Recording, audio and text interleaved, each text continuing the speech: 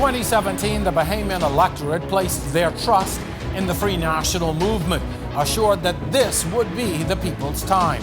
Welcome to On the Record. I'm your host, Jerome Sawyer. It's now 4 years later, and we're analyzing the FNM's productivity and their ability to keep promises they swore to the Bahamian people. But we must admit, it was not all sunshine and roses for this administration, hit by back-to-back disasters and mounting crises as they set in.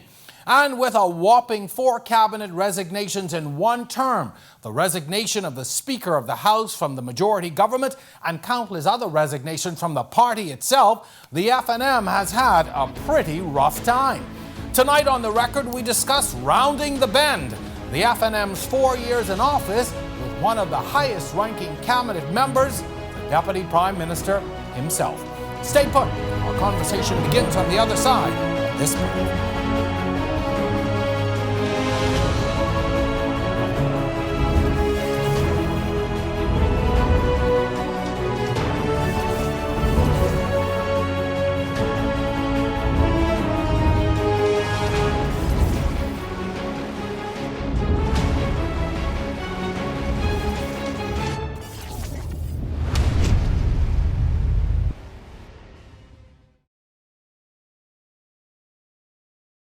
Every new season of On the Record, we push the limits, venture into unknown territory, take our cameras into places unseen before. We share the stories and experiences that affect us all. And now it's time for Season 5.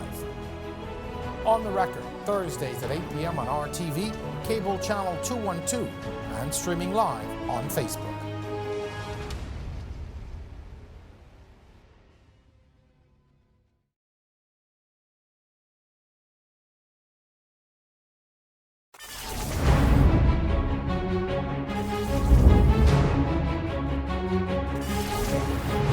Welcome back to On the Record. I'm your host, Jerome Sawyer, and tonight we kick off part 1 of this 2-part series, Rounding the Bend, the FNM's 4 years in office. On November 25th, 2020, then Deputy Prime Minister Peter Turnquest resigned as Minister of Finance and Deputy Prime Minister. Days later, Prime Minister Minnis would select a new deputy, the Honourable Desmond Banister. During his remarks, the Prime Minister stated, Banister has demonstrated his strong leadership as a steady hand with a measured temperament working for and on behalf of the people. Banister was called to the Bahamas Bar in 1988 and served as a Crown Counsel in the Office of the Attorney General from then until 1991. He began his political career as a member of the Senate in 2002 and was selected to the House of Assembly in the 2007 general elections representing the Carmichael constituency. Help me welcome my guests for tonight, the Member of Parliament for Carmichael, the Minister of Works and Deputy Prime Minister, the Honourable Desmond Banister. Sir, welcome to On the Record. Good to have you with us tonight. It's wonderful to be with you, Mr. Sawyer, and thank you for having me on your show. In 2017, the FNM coined what I and many would call a very catchy phrase, calling it the people's time. Yes.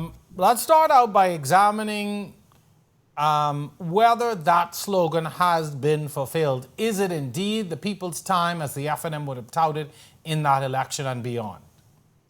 Absolutely, sir. From my perspective and from the perspective of Bahamians everywhere, we've been able to make tangible differences in the lives of Bahamians in every island of this country. There's not a place you can go in the Bahamas where you can't see something that we've done to make a difference for Bahamians. Despite the fact that we've had to deal with Irma, we've had to deal with Dorian, and now we've had to deal with this COVID pandemic. You cannot go anywhere without feeling, seeing, and touching what this government has done for Bahamian people. I gave an example the other day. Every sphere of life we've touched, and we've sought to make a difference for our people in the country. One of those things that you spoke to just a moment ago was Dorian. And Prime Minister would have alluded to it in some remarks this week in the media. But what impact did Dorian itself have on the government's plans and initiatives? Jerome, Dorian, as you know, was the strongest Atlantic hurricane ever on record. We've never had faced anything like that before. And the people that I run into generally say that they are thankful that the Free National Movement government was in place when that happened. Because when you look at what we did with recovery, with reconstruction, with looking after the Bahamian people, it's been unparalleled even with smaller hurricanes. Between Abaco and Grand Bahama, since that time, we've moved more than 3.5 million cubic yards of debris that have been collected just in the disaster zones. Just imagine that, 3.5 million cubic yards. There have been over 4,000 homeowners who've been approved to receive small home repair assistance. We have provided temporary housing to homeowners who've been impacted. We spent millions and millions of dollars to local Bahamian companies. Now remember, people from all over the world tried to come into the Bahamas and do work. We insisted on working with Bahamians, and we spent millions of dollars ensuring that Bahamian companies could clean up those disaster zones. That's the vendors, that's the contractors, that's community cleanups, and that is still ongoing. Right now, in Central Pines and Abaco, we're developing a multi-million-dollar hurricane shelter and community center, so as to ensure that if there are challenges in the future, Bahamians are going to be able to have an opportunity to shelter properly, which we didn't have in the past. You have right now in Grand Bahama, in East Grand Bahama, you have 150 solar lights under construction. We've been reconstructing schools throughout the areas where we have had challenges from Dorian. Utilities, water, electricity, everything that's critical. The government buildings, public structures that have been impacted. The airport in Abaco, all kinds of infrastructure within the disaster zones. And there's been lots of on-site management at the Leonard Thompson and Treasure Key airports. So just from that capsule of what has happened, you can get an idea of how this government has responded in very, very challenging times to a phenomenal disaster, something that none of us could have ever imagined. So, and very quickly, because we've got a lot to cover. In some of the accomplishments that you all have put out, and you mentioned it, under 4,000 homes that you've assisted in repairing, yet people are saying that, there's still a lot of people without homes. Conceptually, between two islands, 4,000 to me does not seem like a whole lot when you look at a Dorian and the size of that. Now, I'm no guy on the ground, but there are still people who are saying that, they don't feel it, they don't see it. How do you respond to that? There are people. Remember now, Jerome. There people have suffered. People have been hurt. They've been. When I landed in Abaco after Dorian, I could not believe what I had seen, what I saw. Places that I was familiar with, landmarks that I knew, were completely gone. They didn't exist anymore. This was the largest cleanup exercise in the history of our country, and the government has responded appropriately. It is true that there are persons who are still working their way back to some type of normalcy, and we are going to have that. Government is cognizant of their needs, and government is working with them to ensure that they're going to have opportunity. But believe me, getting 4,000 homeowners approved for temporary grants for small home repairs in the financial climate that we have, without raising your taxes, without Jerome Sawyer having to pay 1 extra cent in taxes, is an amazing accomplishment. The United States right now is speaking about infrastructural development, and they're speaking about larger amounts than we speak about. But the principle is that to do what they're seeking to do, they're going to have to raise taxes across the board. Interesting, We are though, not- sir, you brought up taxes, Yeah. and this goes back, Yeah. this next question now goes back to within your first year, in governance, Yes. we got that Yes. hike in VAT. That Yes. some people are saying that they're still reeling from businesses, individuals. We were already taxed prior to a Dorian.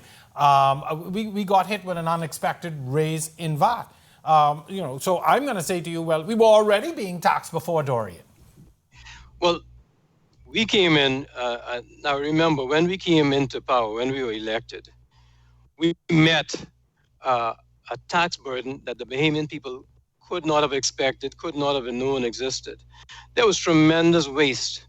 And the first thing that we had to do was to borrow money in order to keep the Bahamian economy going. There had to be a raise in taxes. And remember now, prior to Dorian, we had 2 unprecedented years of growth in our economy. So what we did as a stopgap measure to try to save the Bahamian economy worked and has continued to work, subject to the challenges that we have had from major catastrophes that we had never anticipated. All right. So, and let me just say this: we have no income tax, we have no corporate tax. When you compare with the Bahamas, how the Bahamas has responded in comparison to any of our neighbors, any of them, you choose any of those countries, Jamaica, Trinidad, choose any of them, and you compare what the taxation burden is, you compare what the VAT charges are, and you'll see a huge difference between our country and all of those countries. yeah, but Minister, too, there are some troubling things for those of us who are watching, and I'm no finance expert. So the Ministry of Finance, for instance, has forecast that the fiscal deficit for 2021-2022 budget will increase from 813.4 million projected last May to some 954.6 million, a 17.4% increase, which puts us right under $1 billion deficit. That's worrying to me as a Bahamian, an economy our size, with a population our size. We are on the cusp of $1 billion deficit, so that's worrying. Let's take that in context, Mr. Sawyer. Remember the background that I've just shared with you. Ragged Island, totally ravished. We've had to rebuild Ragged Island. We're putting in the most resilient school building, hurricane center, clinic, police station in Ragged Island that you'll find anywhere in the country. Now, some people may have challenges with that because Ragged Island, the population of Ragged Island is so small. But they're Bahamians, and they deserve to be safe and they deserve to be protected. We're going into Inagua, and we're building a new school there after the last school was destroyed, I think, some 13 years ago. So they've not had a school. We're going in every single island. We have built 5 bridges in the last 3 years in our country, in our family islands. For people in New Providence, that may not seem like a big deal. But when you live in those family islands, when you live in Abaco, and in the middle of Dorian, the bridge that you know that connects Little Abaco to Great Abaco falls down, you have to be able to get from one side to the next. We're building it. We're spending millions of dollars on a bridge there. We built a bridge in Spanish Wells. People in Spanish Wells can now commute between Spanish Wells and Russell Island. We are going to build a new glass window bridge, which is going to be iconic in the country. We've just finished 2 bridges in Andros, in my home in Steinert Creek and at London Creek. We have to build another bridge in Fresh Creek.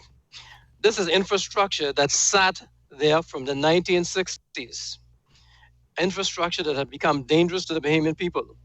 And you see what has happened throughout the United States and in other countries. These old structures have fallen down, they've collapsed. We're very fortunate that the Spanish Wells Bridge, when it did collapse, did not kill anybody. Okay, but Minister, don't get me wrong, these are very important. I know the family islands, I know the importance of these things, I've been there, I've seen them. Yes. But the concern, continues to be we're borrowing this money to do these things. Yes. And you're talking about bridges, which are important for infrastructure, but they're not money-making things. It's not like we're charging people money to use the bridges. Let's look at that. We're borrowing a lot of money to do these things, and they're important. But as with anything, you go in the store, you like something, you buy it on credit. When you put it on, it looks great in that moment, but now comes time to pay it back. And then also, there's a concern about, who is going to be saddled with this deficit going forward. And then what are we doing as well to find other sources of income? What are we doing to bolster the budget otherwise? Because we're borrowing a lot of money, and that's a scary prospect. Yes, but let's put it in context first before I answer your question. Right now, we have $21 million that we are investing and allocating into the Rand Memorial Hospital, the phased redevelopment of that hospital. Another $9 million spent on improvement to Princess Margaret Hospital. The Elizabeth Estates Clinic and South Beach clinics being upgraded. These are critical things for the Bahamian people, just like the bridges. And I could go on and speak about the new medical school that's being built in Grand Bahama, and all the other things that we're doing as a government. And I understand the challenge that we are going to have to pay. I'm coming back to that. But let's understand that the analogy between going in a store and buying something and protecting the lives of Bahamians against challenges that have been permitted to grow for 60 years, when it comes in the cases of those bridges. These are very, very, very serious investments that we are making in the Bahamian people. So that's the first thing. It's important that the analogy is not one that I can accept. Fair enough. We also have to appreciate that the government has to be as prudent as possible. And as I indicated to you prior to Dorian, we had 2 years of unprecedented growth. We anticipate that once this pandemic is behind us, that you are going to see the similar type of growth. But it is critical, and it has been critical, that we spend money to feed the Bahamian people during the pandemic. So we've spent over $100 million, $200 million feeding people. For the first time in my life, I've seen Bahamian people online to get food. That wasn't because of anything that happened in our economy. That was because of a worldwide pandemic that hit every country in the world. No one was immune. The mighty United States now is still suffering from it. I just met the Brazilian ambassador this morning. Brazil is suffering. India is suffering. All of these huge countries are suffering. We had to ensure that Bahamian people, while the food chain was challenged, that we fed Bahamian people. And so we spent millions of dollars that we would not normally spend to feed our people. I don't regret that one bit. And any cent that we spent in feeding Bahamian people was well spent.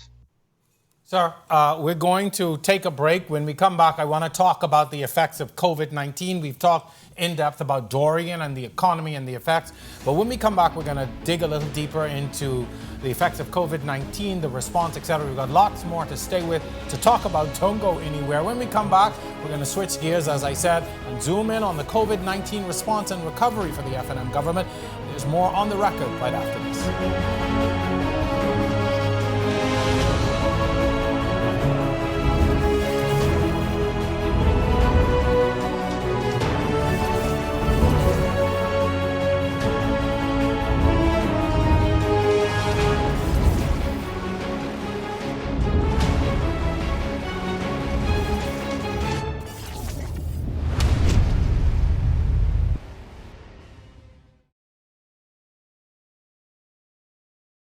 Every new season of On the Record, we push the limits, venture into unknown territory, take our cameras into places unseen before.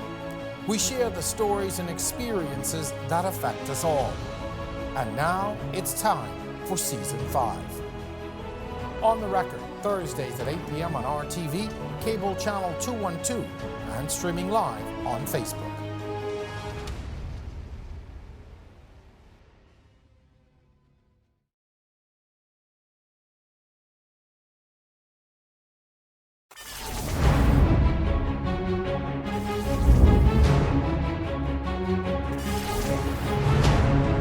You're watching On the Record, and tonight we discuss rounding the bend, the FNM's 4 years in office with the Deputy Prime Minister, the Honourable Desmond Banister.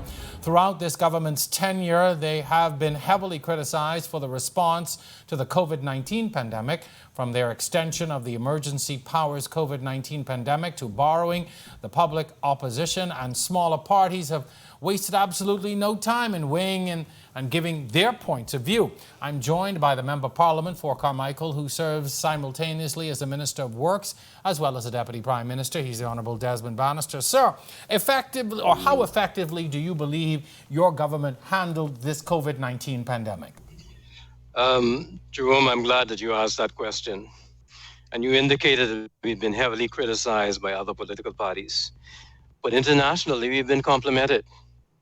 And I think it's very important to appreciate that the Prime Minister's objective and the objective of the Cabinet was to keep Bahamian people as safe as possible.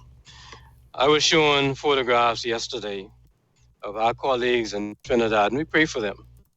They're now putting up field hospitals in Trinidad because of the challenges that they face. And throughout the Caribbean, you're seeing similar action. At the same time that is happening in other countries, we are loosening restrictions. I came home 2 weeks ago on a flight that was full. The Minister of Tourism has provided me with statistics that indicate that our tourism product is rebounding at levels that had been unexpected, having regard to the fact that the pandemic is still on. So the truth of the matter is that throughout the pandemic, the Cabinet met on a regular basis. The Cabinet met with the health experts on a regular basis. The Prime Minister was the spokesman for the Cabinet. And the Prime Minister did an outstanding job of indicating what the views of our health experts were with respect to a virus that was previously unknown, a virus that the world had no experience with at all. Nobody knew what to expect. I remember March 15, March 17 last year, we closed down. None of us had any idea what was going to go on. We locked ourselves down. And notwithstanding what I believe was unfair criticism of the Prime Minister by other politicians, because, they were back and forth. They couldn't make up their minds what they wanted to do. He followed the medical advice. As a result of him following the medical advice, the Bahamas right now is in a better position, a position where many countries envy us. We are now able to start, we have now started opening up in a manner that is going to give Bahamians an opportunity to be able to resume their normal lives. We have a vaccination rollout now. That's the envy of many countries.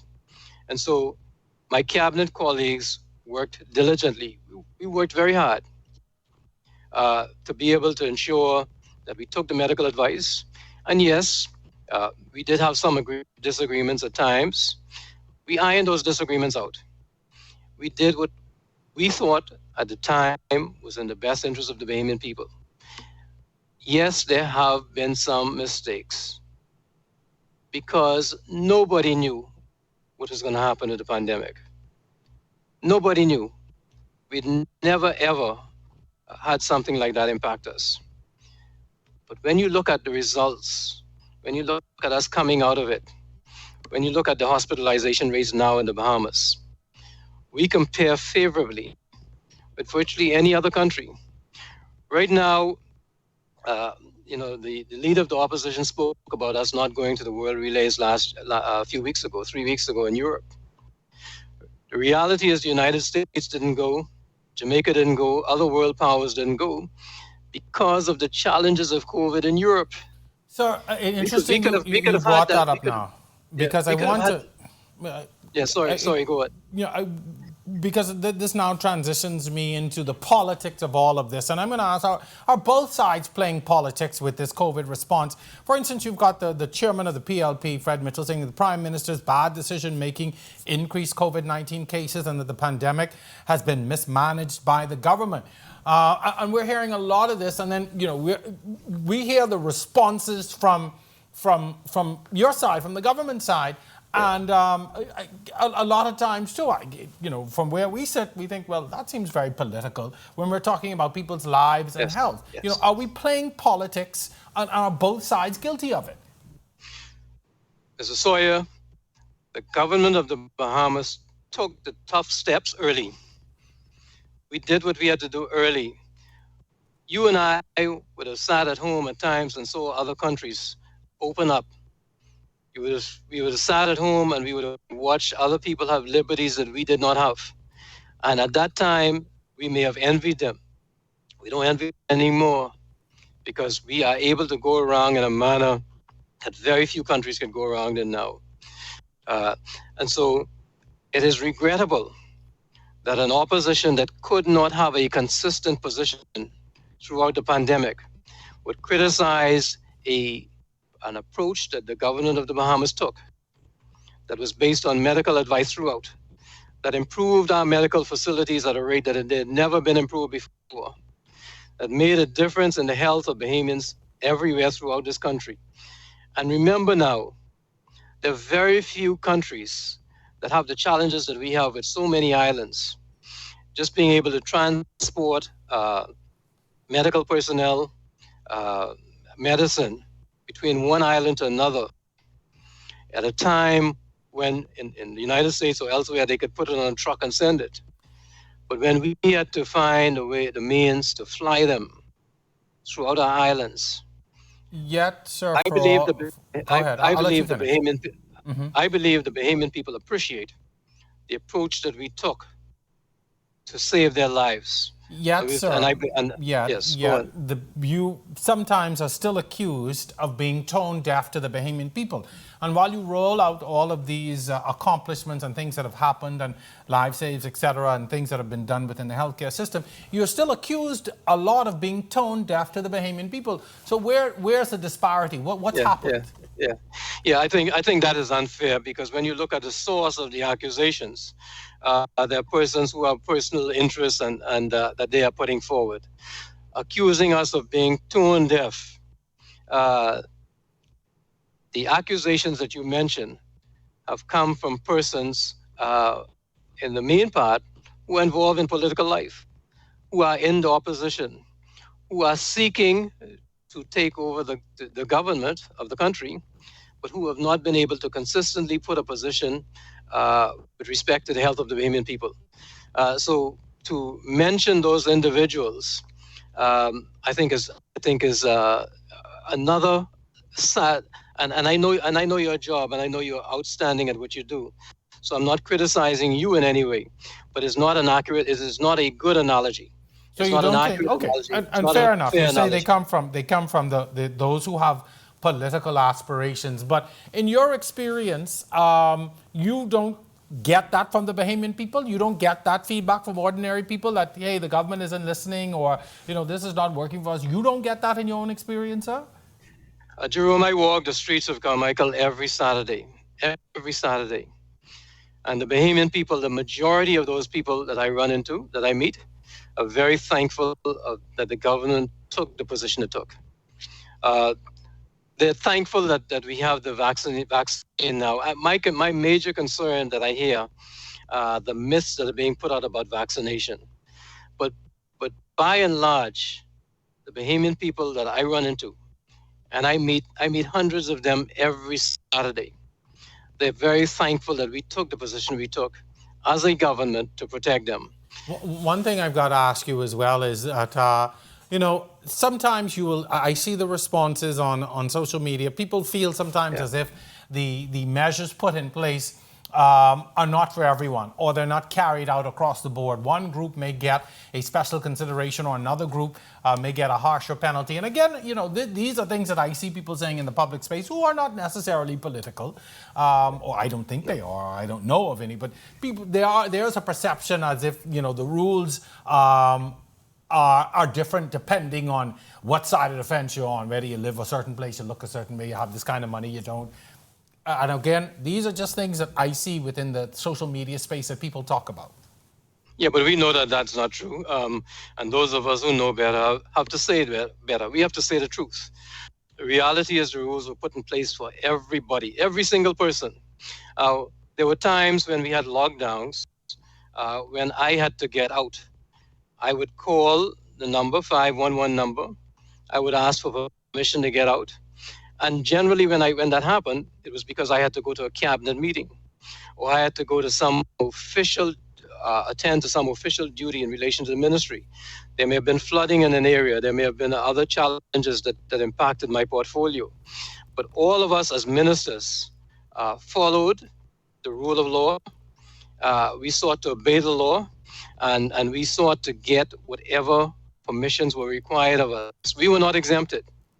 Now, it may be said that, as you indicated, that some people are unhappy about fines, but we don't fine. These are the persons who are involved in the process of fining are law enforcement persons. They make those decisions based on what they see when they go to a place. Quite frankly, the best way to avoid that is to not break the law. Whereas I have been, and I will tell you this, I have had to say some things to some distraught families that I didn't want to say. But I've appeared at funeral services that some of my constituents have had. And when I see the number of people there, I have to say, unfortunately, as much as I want to be there with you at this time, I cannot attend that service. I cannot go in that church because you have that church packed and we're only supposed to have 10 people or 20 people or whatever the number was. So my colleagues and I have all sought to obey the rule of law and to ensure that we lead the type of example in this pandemic that others can emulate. Because, Jerome, it is so very, very serious. We don't know from day to day which variant is coming up in what part of the world and how that can impact us and how that can impact our families or our friends or just our constituents, or just people, or even people we don't know. Interesting. So it's absolutely critical. Certainly. Interesting you brought up this issue of obeying the law. One of the criticisms that's been levied against your party, as well as the opposition PLP, has been this issue over the campaigning and people out in numbers going door to door, and the backlash that has happened to that. I mean, as a result of that, how do you respond to that? And people say, well, hey, you want me to abide, me and mine to abide by the laws, but it would appear as if, the campaigning is going on with numbers and people moving about. My teams move about on the streets of Carmichael, and we move about to assist our residents.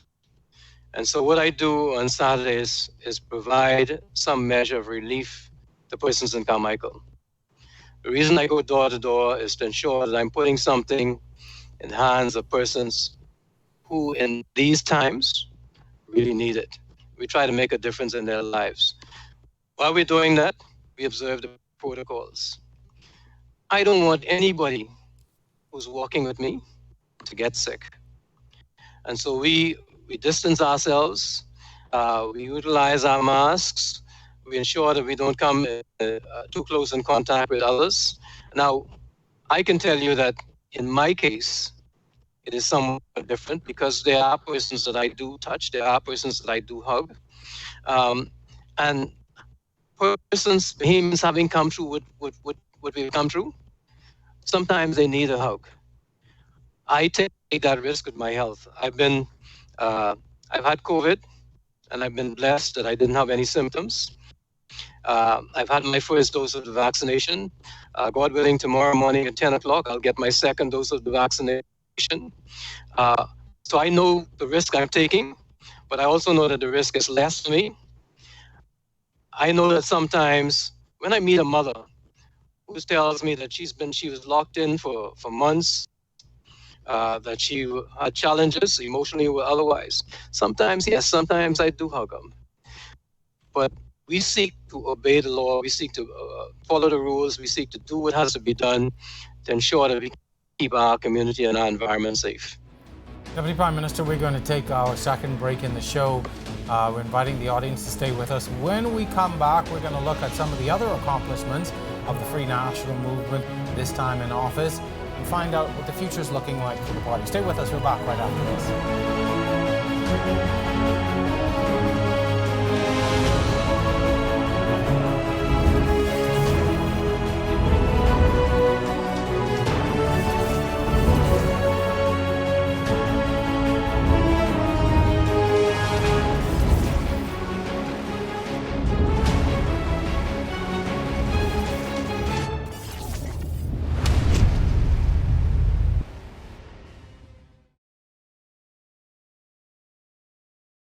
Every new season of On the Record, we push the limits, venture into unknown territory, take our cameras into places unseen before.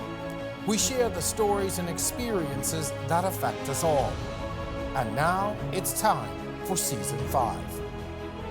On the Record, Thursdays at 8 p.m. on RTV, cable channel 212, and streaming live on Facebook.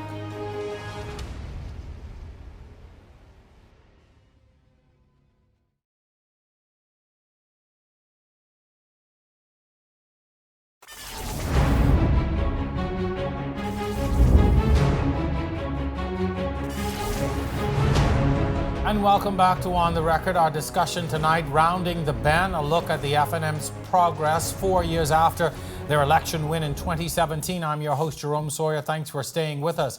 Well, despite public perception, just like any government, it hasn't been all doom and gloom. Despite the plethora of crises the Minister administration has had to endure, they have been resilient with getting quite a number of things accomplished. Earlier this week, the Prime Minister told reporters it was impossible to fulfill his pre-election good governance reform promises because Hurricanes Irma and Dorian and COVID-19 were so detrimental that his administration was forced to change course.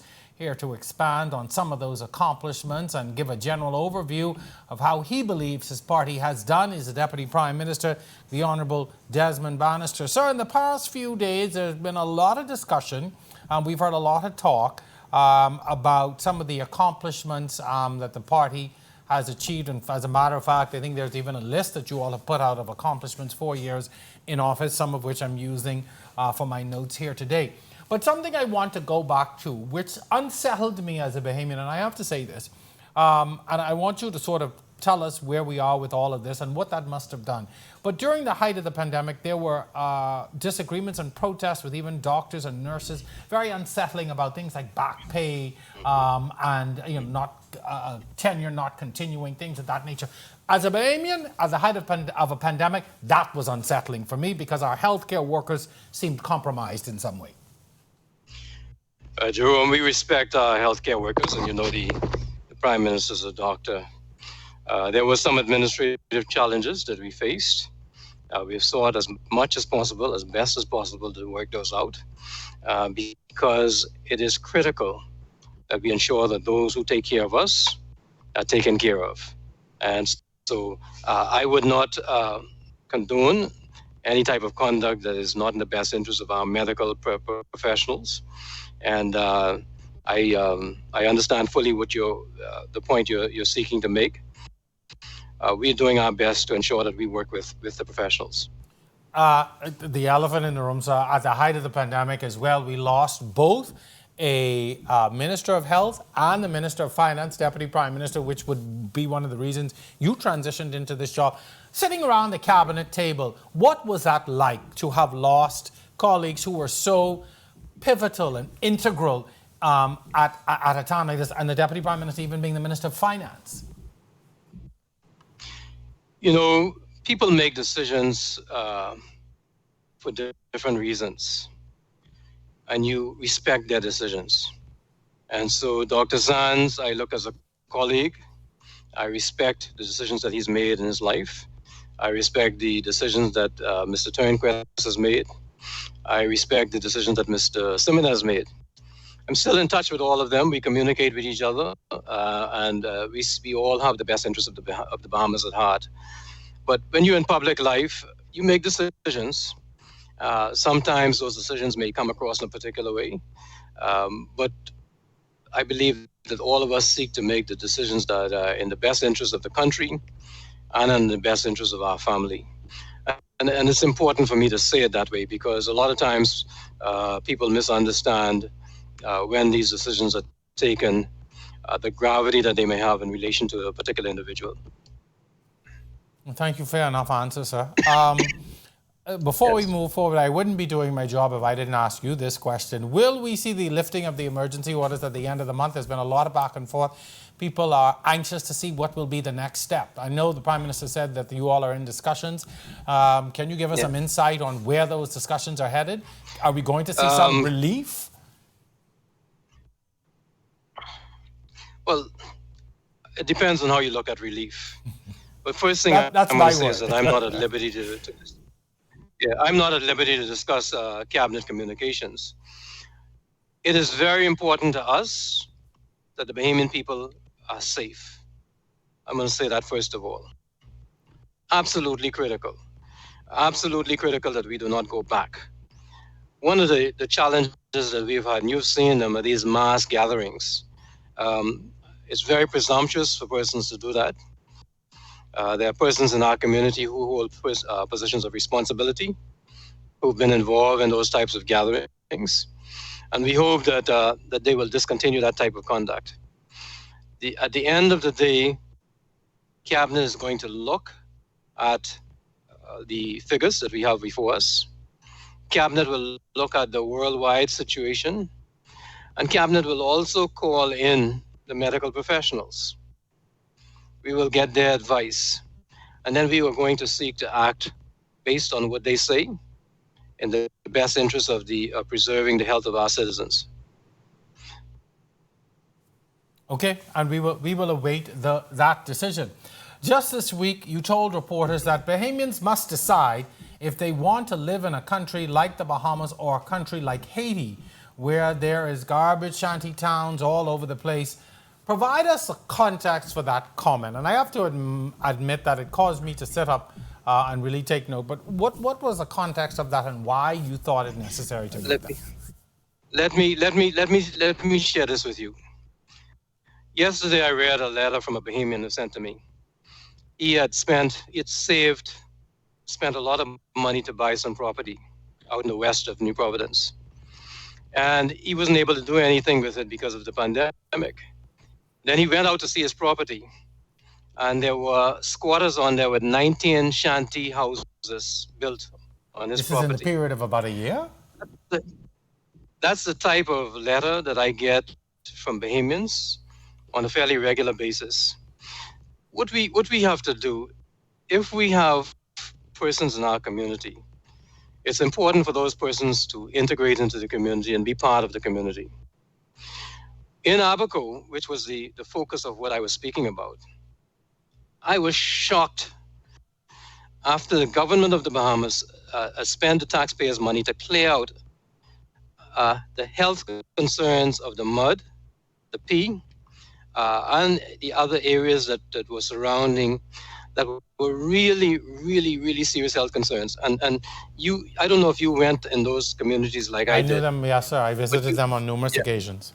But when you go in a community and you just see a hole in the ground for feces to go into, and then you speak with the Minister of Agriculture and the Minister of Health, and you find out how troubled they are about our groundwater situation, and about the fact that Bahamians can come up with any number of these diseases, including E. coli and other infections, then we have to appreciate that those of us who are in a position of authority have to act responsibly in accordance with that authority. So it's very important for me to ensure that these communities do not continue to exist in the manner that they do. I've gone into that area in the farm, and just in a short period of a year, you have almost 200 structures that are built. Almost 200. I don't know that any one of those structures would survive a hurricane. That's the first thing. Secondly, I don't know that any of those structures have sanitary facilities that would protect the groundwater of Bahamian people. Third, they are on land that doesn't belong to them. And that is a challenge because we now have Bahamians who are saying, well, if they can do that, so can I. And I'm going to go and I'm going to clear down some land and I'm going to build something on this land.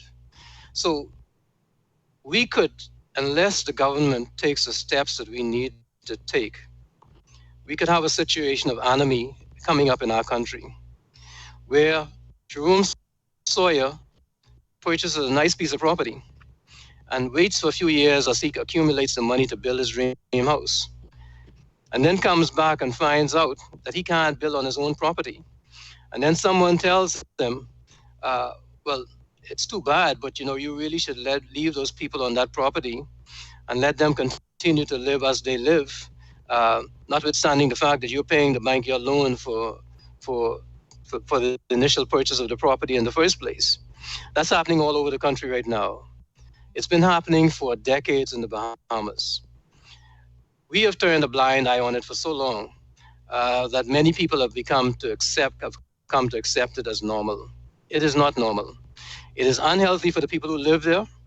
It is unhealthy for the Bahamian people, and it has to be changed. And so, as we accept you in our society, as we integrate you in society, you must be fully integrated into the society. You can't come here and say, I want a work permit, or I want permanent residence, or I want citizenship, but I'm not going to live among you.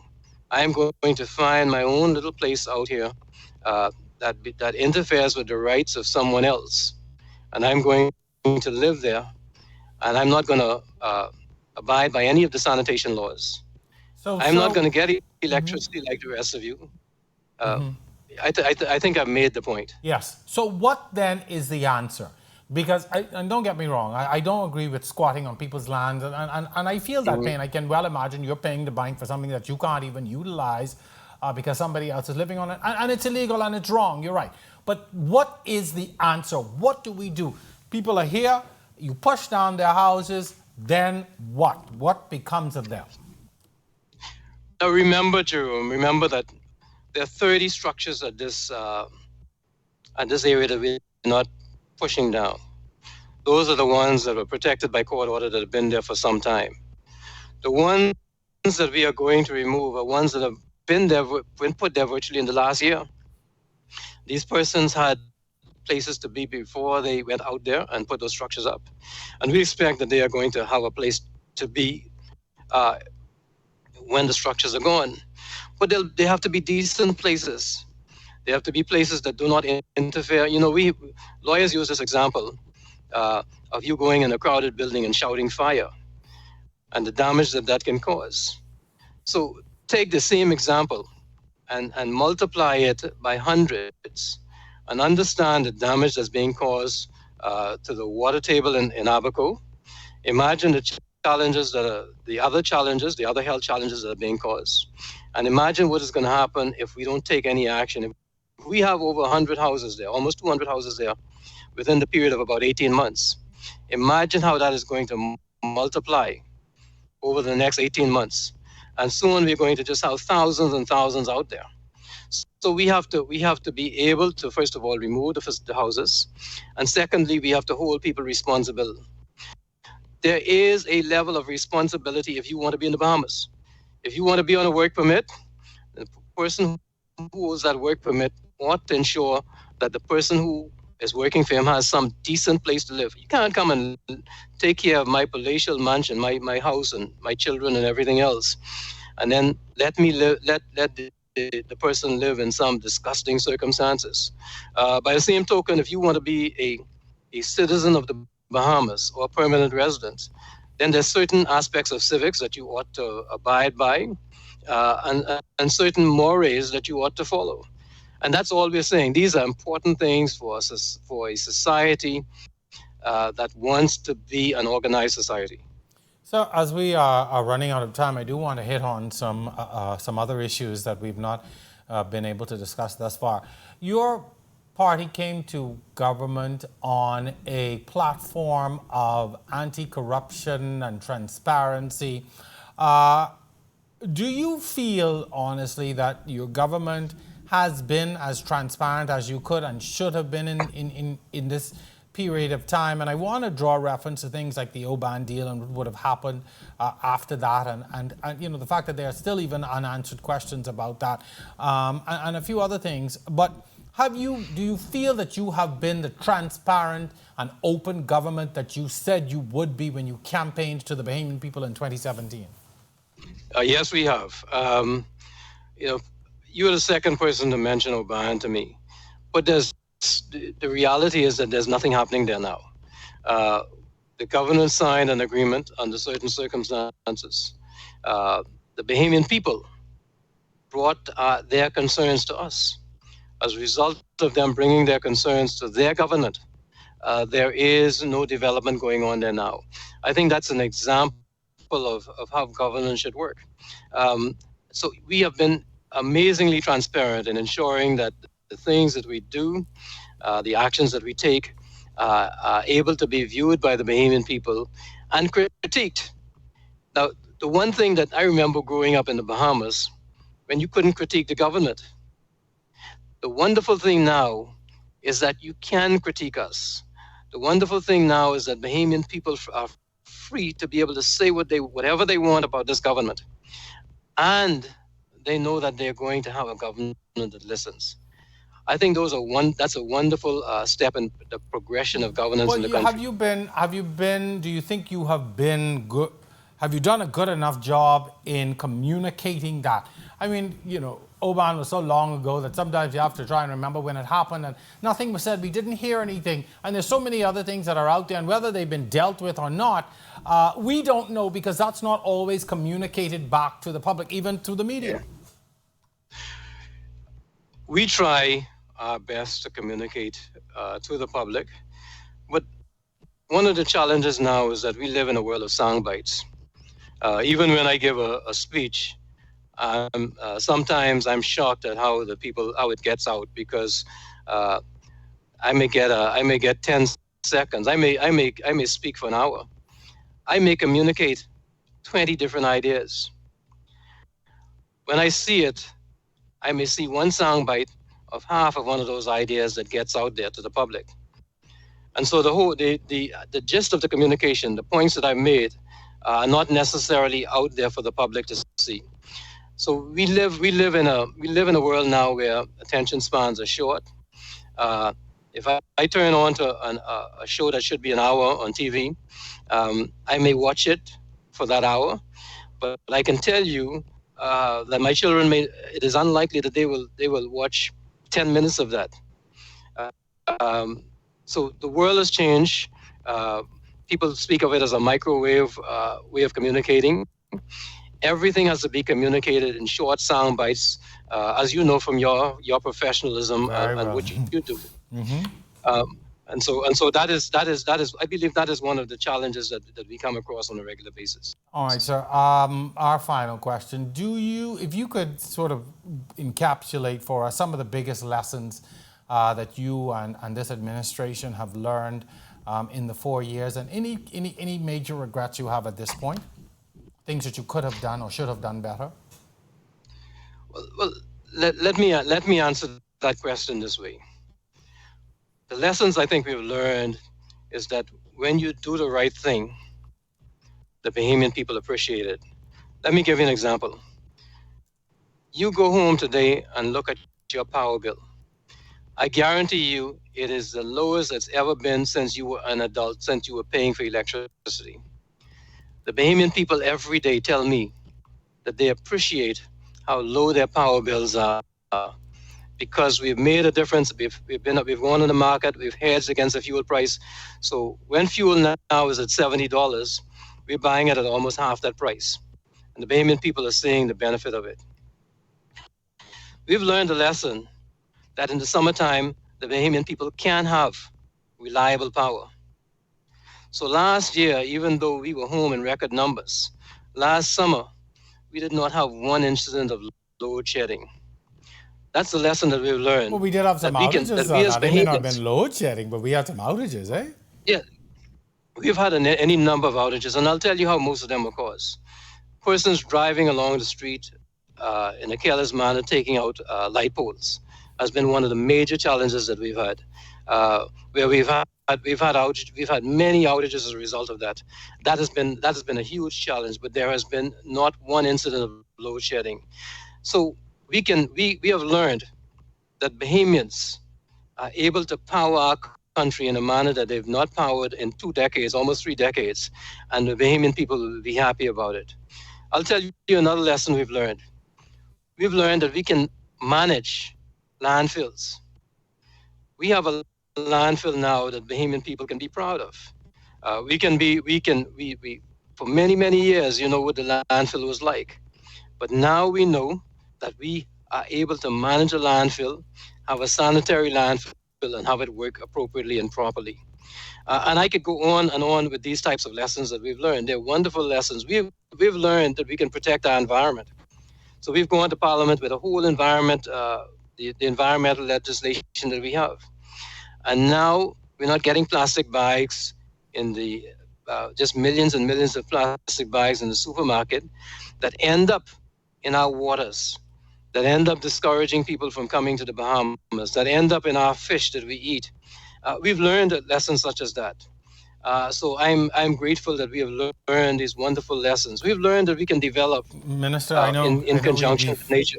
We are out of time. I know you can give us lots more, and we could talk for so much longer. Well, we are happy that you agreed to come on to answer some questions and to be a part of our show today, and to be able to speak to some of the things that have happened within the past 4 years. So we thank you very much. I know that you're going to be back out on the campaign trail again very soon in that hotly contested constituency in Carmichael. So certainly we'll be talking to you and others in the coming months as we move towards elections. So thank you very much, sir, for coming on. We appreciate it. Mr. Sawyer, thank you for having me. And as I said to you off the air, thank you for your professionalism. You are an amazing professional, and you are a credit to your profession. I hope that many more young journalists will seek to emulate what you do and what you bring to what you do. Thank you very much, sir. I appreciate it. Thank you so much. Very kind of you. That's going to do it for tonight's edition of On the Record, rounding the bend, the FNM's 4 years in office. But that's not all. Don't forget, next week we're going to be joined by a senior member of the Progressive Liberal Party as they too weigh in on this progress report of the Minnis-led FNM administration. Special thanks to you for watching. As always, we'll see you again next week, same time, same place, right here on The Record.